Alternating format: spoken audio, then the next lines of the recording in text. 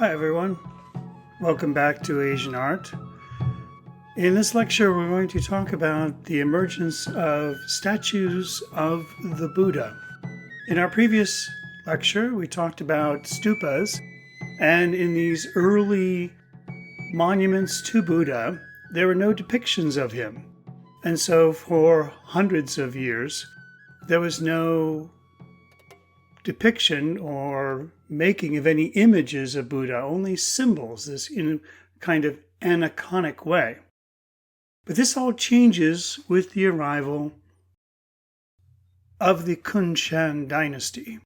Now the Kunshan came from Central Asia, moved into India, just like the Aryans had before them, and they adopted Buddhism, and as they came into the region, two different traditions of image making emerged.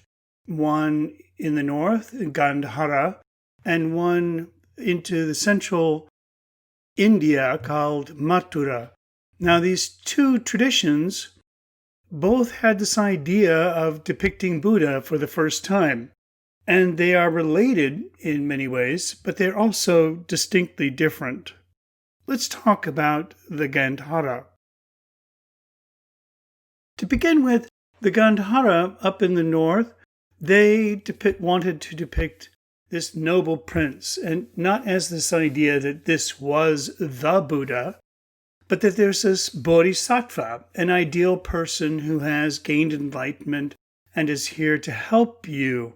And so very often we see these sort of idealized figures not as the Buddha, but as yet another person like the Buddha who has gained enlightenment and is using their wisdom to help others on their path. And so this early Gandhara style, you can see this noble prince, you can see the robes of a monk, but you can also see the trappings and ornaments of a prince. You see the jewelry, you can look in his ears, you can see these heavy earrings that are pulling his ears down. And his hair is kind of pulled up into a bun. And so even though he is looking rather meditative and calm, he also looks very powerful, very muscular, much like a warrior. So we have certain characteristics. We have these long earlobes. We also have this bun at the top of his head, the urna, and this way in which he appears in this very distinctive, noble fashion. Now, how did people know how to depict Buddha, even though there had not been any pictures of him during his lifetime that passed this down? Is that in the history of Buddha, it came to be known that he had these 32 signs of being a great person. And so these 32 signs of a great person become a way in which people describe Buddha in this idealized manner. And so the urna, you also see this small little bump in his forehead. This is the unchanisha. This is the way in which he is recognized world. There's a number of all these different signs. And so this description is how people began to sort of interpret this ideal person who was the Buddha, or someone like the Buddha, a bodhisattva, who came in to help others on their path toward enlightenment. Here's another example of the Gandhara style. We see a seated Buddha now.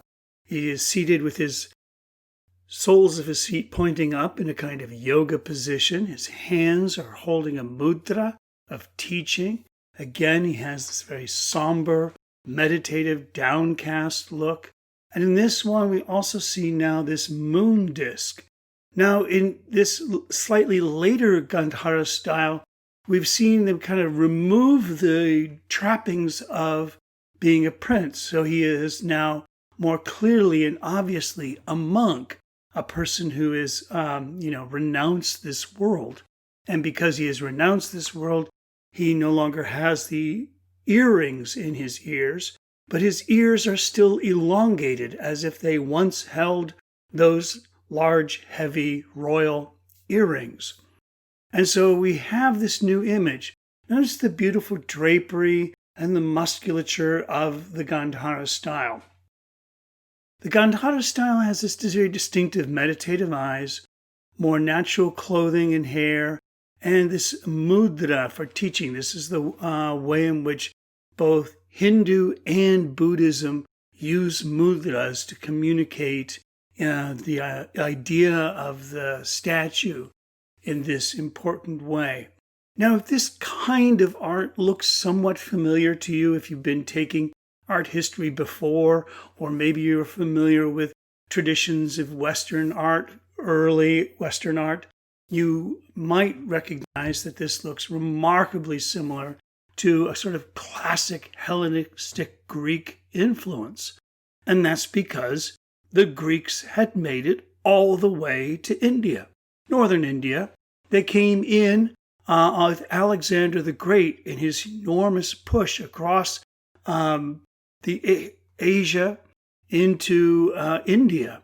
And there he set up an encampment, and he had brought sculptors and artisans, and they left a lasting influence on the development of Indian art. And so if you look at the sort of the treatment of the face and the mouth and the hair, you can see this sort of way in which Greek Hellenistic art came into this Gandhara style.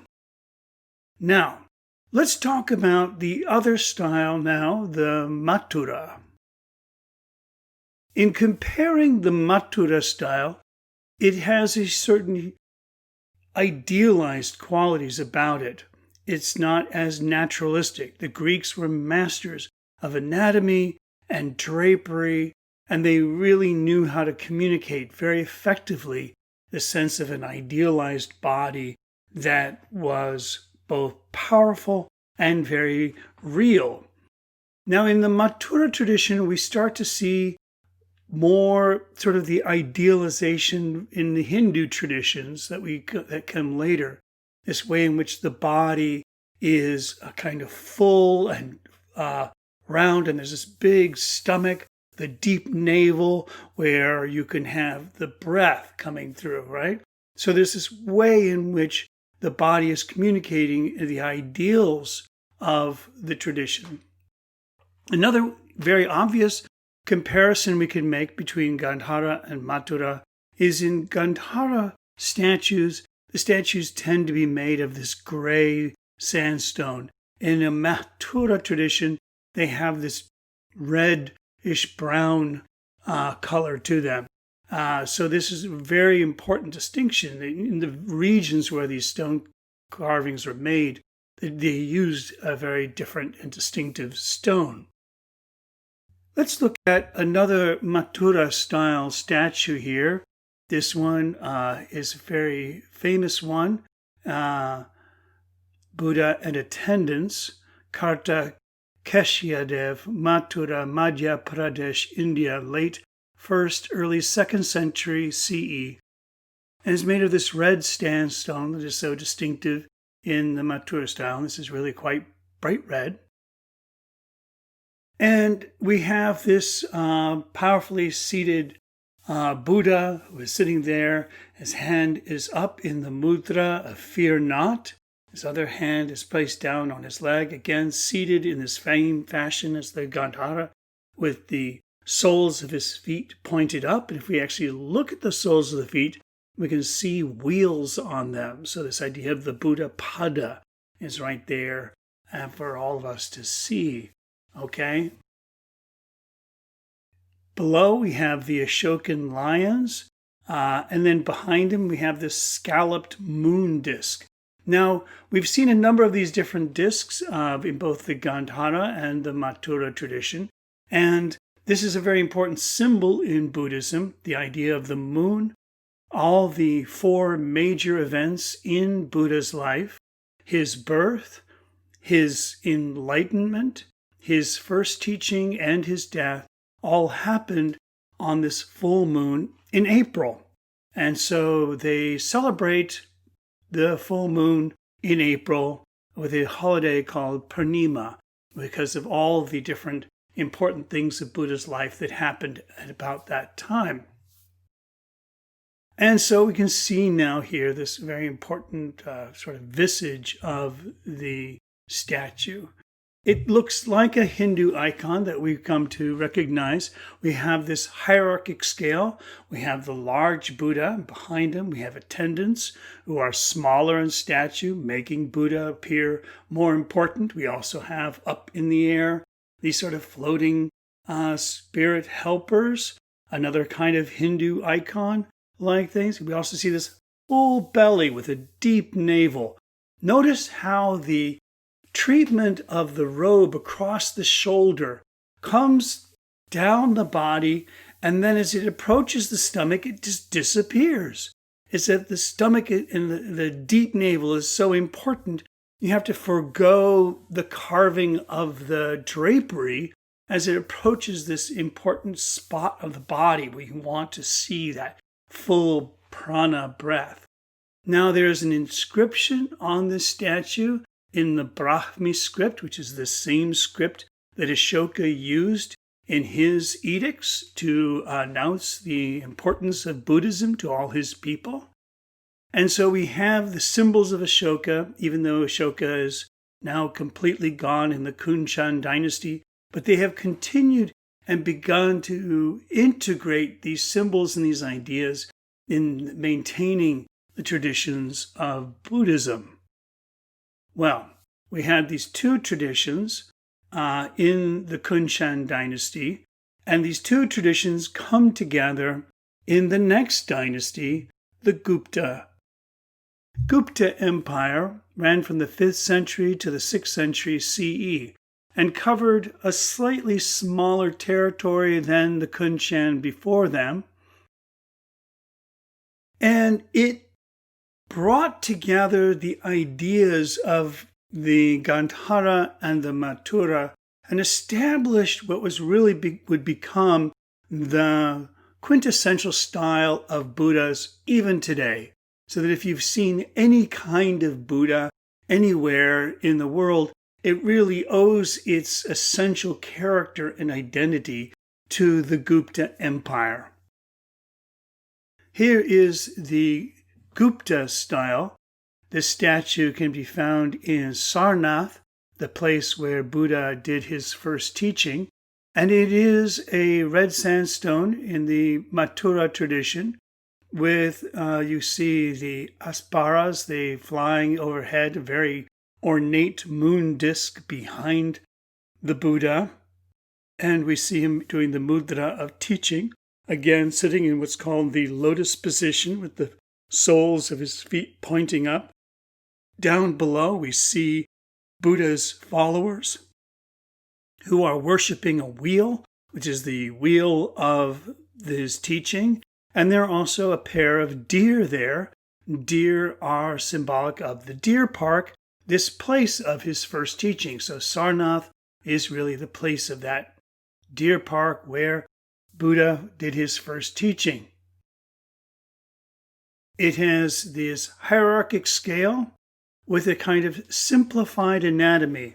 It's kept this the more stylized qualities of the body of the Mathura, and it is this way in which it is kind of embodying the sort of more perfect, idealized person rather than the more specific, body type, the Greek body type. Now we see these sort of broad shoulders and the narrow waist and these smooth, delineated forms. Kind of the head now and the bun on his head that used to be so clearly a bun of hair is now this kind of stylized bulb on the top of his head. The stylization of the figure sort of lends it this otherworldly quality, and it doesn't have that same sort of grounded in the here and the now. So we have the mudra of teaching, we have the deer, and also flanking on either side of the Buddha are some stylized lions. Again, the symbol of the lion and the roar of the lion is the power of Buddha's teaching. So the Gupta style is a very interesting style in the way it is a kind of fusion of the Mathura and the Gandhara, the deep meditative eyes, the flat forehead, the downward looking gaze. This is the Gandhara style. The Gandhara, which is the Greek influence, so I often try and remember Gandhara, which begins with a G, is the same as Greek. And then the Mathura style, this body, which is so stylized, and the way the folds tightly conform. They've given up on the idea of the prana and the full belly, but notice how tightly fitting, almost like water, this sheer robe drapes around the figure of the Buddha, revealing his shape and form in all its perfection. So we had the Gandhara and the Mathura, they come together to form the Gupta. And the Gupta becomes so influential elsewhere in the world, largely because of the arrival of Chinese monks who had begun to learn about Buddhism and wanted to know more. And so a number of very enterprising monks arrived in India and made extensive notes and brought back all kinds of works of art to China. And this was where we really begin to see the consolidation of the Gupta style and other parts of Asia. Xuanzang was the most famous of the monks that would make a journey to India. He traveled all the way across the desert along what was called the Silk Road. We'll talk more about that later. And he comes into India and he spends from 629 to 645 CE wandering all over the subcontinent of India and made a huge contribution to the discovery of Buddhism in China. The other thing that his exploits did was that people were so taken by his extraordinary energy and effectiveness in converting people to Buddhism that he becomes a legend himself and is the source of the great Chinese story, The Journey to the West. We'll talk more about that later when we get to China. So this is actually a map of Xuanzang's journey through India.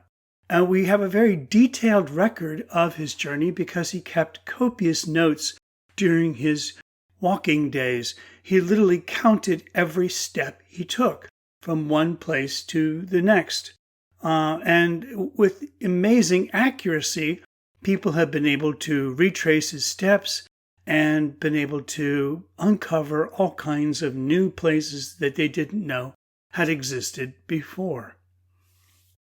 Here we see Buddha from the 5th century China, and very clearly we can see the Gupta influence with the way that the robe hangs off the body, the meditative eyes, and the very stylized features of the face.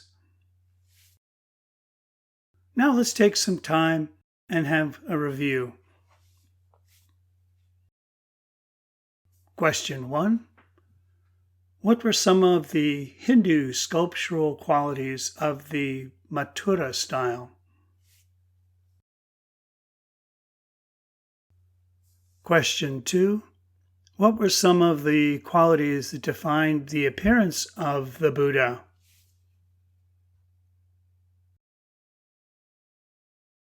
Question 3. How did Hellenistic Greek sculptures influence the early Gandhara style? Question 4. What qualities defined the Gupta style? Question 5. How did the Gupta style spread to China? Thank you. See you online.